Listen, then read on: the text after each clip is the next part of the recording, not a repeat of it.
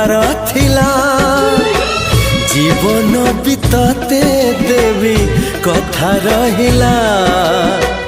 मन तते देली दबार थिला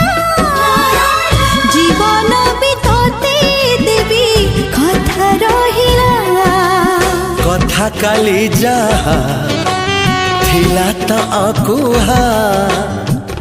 आज तते कहली खोली तते